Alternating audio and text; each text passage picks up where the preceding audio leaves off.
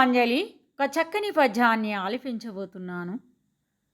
కళ్ళ నిజములెల్ల గరళ కంఠుడెరుగు నీరు పల్ల మెరుగు నిజముగాను తల్లి తాను ఎరుగు తనయుని జన్మంబు విశ్వదాభిరామ వినరవేమా. బాం కళ్ళ నిజములెల్ల గరళ కంఠుడెరుగు. కళ్ళ అంటే ఏది అసత్యమో, నిజము అంటే ఏది సత్యమో.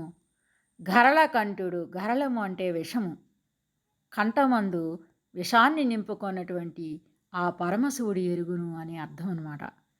ఏది సత్యమో ఏది అసత్యమో ఆ పరమశివుడు ఎరుగును అని దీని యొక్క అర్థం. నీరు పల్ల మెరుగు నిజముగాను. పల్లం ఎటువైపు ఉన్నదో నీరు ఎరుగును, కావున అటే నీరు ప్రవహించును అని దీని యొక్క అర్థం. తల్లే తాను ఎరుగు తనయుని జన్మంబు.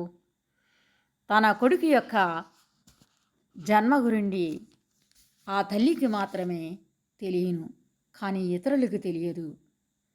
తనయుడు అంటే తనువు అన్న, దేహము అన్న, కాయము అన్న, మేను అన్న, గాత్రము అన్న, శరీరము అన్న ఒకటే. అంటే తనువు నుండి జన్మించిన వాడు తనయుడు, కుమారుడు అని అర్థం అన్నమాట. పొన్నామ నరకము నుండి రక్షించేవాడు పుత్రుడు అని శాస్త్రము చెప్తుంది. అంటే కుమారులు కలిగిన వారు స్వర్గానికి వెళ్తారు అని. ఇక్కడ తనయుడు, ఆత్మజుడు, నందనుడు, పుత్రుడు, సుతుడు, కుమారుడు అంటే కుమారుడు అని అర్థం అన్నమాట. అంటే కుమారుని యొక్క పుట్టుక రహస్యం అనేది తల్లికి మాత్రమే తెలియను, ఇతరులకు తెలియదు. వీడిని కొడుకని అన్నచో భర్త నమ్మవలసిందే అని దీని యొక్క భావం. ధన్యవాదములు.